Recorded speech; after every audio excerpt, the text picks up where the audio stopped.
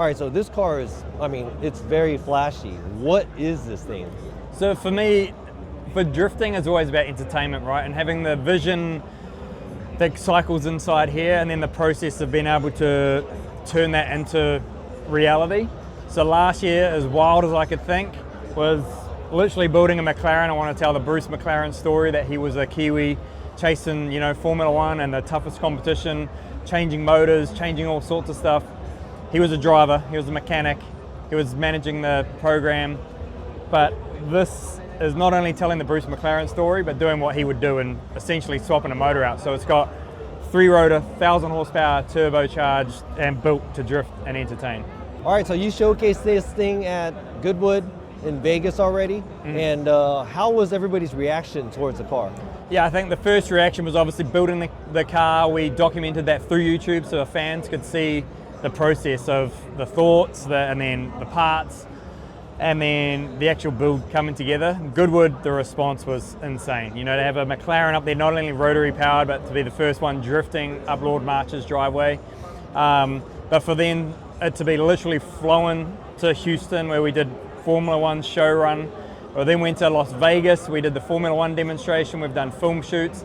It's now, Toyo Tires have flown it from Las Vegas to Tokyo to be arguably the biggest and most crazy car show on the planet.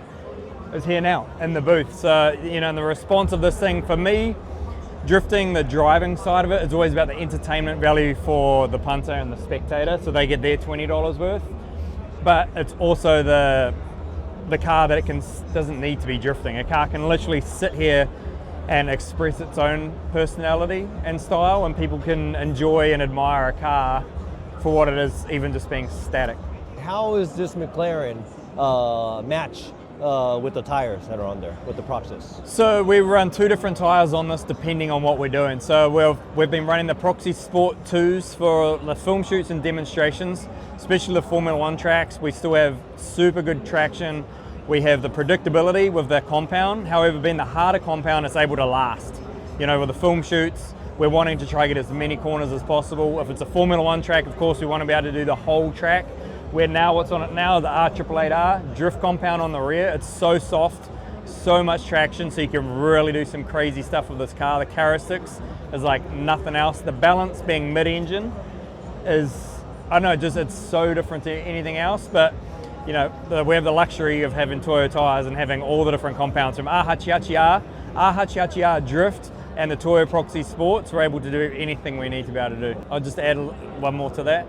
So obviously, also running the arts, so going into a platform that I've never driven before, but then being able to put the R888R drift compound, which we've won the Formula Drift Japan Championship on. I have the confidence with that tire.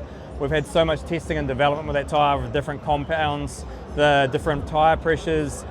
So it's able to really familiarize the car through the tire, the suspension, and then really make myself one with the car. It really does now feel like an extension of my body. And then when it comes to the Proxy Sport 2, for a tire that we're wanting to last for an entire lap around a Formula One track, which sounds like not much to ask, but with 1,000 horsepower tires turning at 280 kilometers an hour, it is a hard task for a tire. But the thing we have with the Proxy Sport 2 is that from brand new all the way through to the canvas and the wire where the tire is gone, we have the same traction.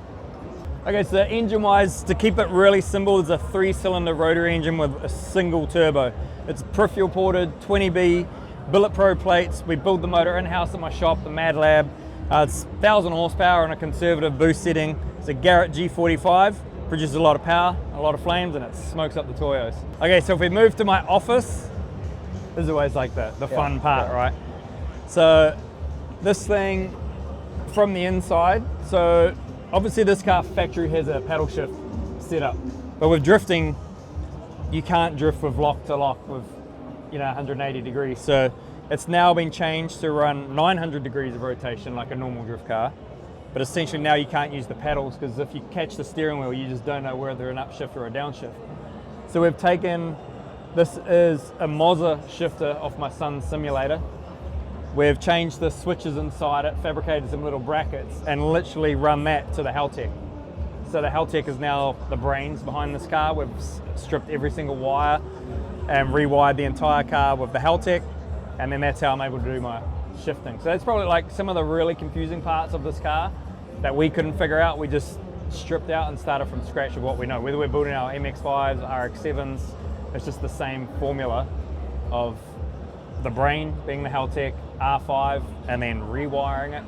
But that's quite a cool thing because we could have gone and bought that shifter for like 20 grand, they sell them. That's like a $250 shifter that you guys can buy for your simulators the kids are using, and they can kind of relate that they've got the same shifter that MADMAC's got in his McLaren, MADMAC. They even like the steering wheel, so we've it's got our own custom steering wheel that we do, and these are numbered. I didn't even get number 1 of my own steering wheel, but this is number 30 of 300 with NRG. So yeah, the panels, you know, obviously the floor pan, the monocoque itself is fully carbon, so the whole, you know, as a driver, I feel so safe in this car. So I really want to elevate and execute some of the wildest, like, driving in this car, and not only, you know, try do that, but I love to scare myself. You know, it's the part of being a driver is that fear and adrenaline, the balance, and this is the perfect car for that. I've been able to scare myself multiple times in the projects that we've done in the 1 year that this car has been built, and plenty more to come. So, and then from the office to the cosmetics, arguably one of my favorite parts of the car. So Linzante literally delivered the dream, which was a P1 GTR mixed with the 650S GT3. And you can see I've done a lot of projects now with renowned Japanese designer and body kit builder Kiyamura-san of Rocket Bunny. I don't know, we've done probably 15 different projects now. And from this 3D scanning the whole car, doing that process, designing the body kit to give it that super unique look. We got Rotiform wheels on the front, which is our wheel supplier for international events. We got work wheels on the back for our wheel supply here in Japan. So it's really a dream collaboration of, yeah, so many of our partners to be able to build this car to ultimately entertain for you guys out on track. So lastly, what do you want to do with this car in the future? So for me, it's really about still just elevating our sport, you know, from not only representing my brand partners and the crazy builds we're able to create for the people to enjoy, but showcasing drifting to the, you know, we've been very fortunate, Goodwood Festival of Speed, Formula One, you know, this is the pinnacle. So for me to not only showcase my partners, but elevate the entire sport of drifting to the world and just keep entertaining. Yeah, and Okini, Toyo Tires, because without you guys, this would not have happened, and especially from flying up from Las Vegas to Tokyo for Tokyo Auto Salon, so again, so everyone can enjoy it here this weekend. So, arigato, Toyo Tires, ichiban!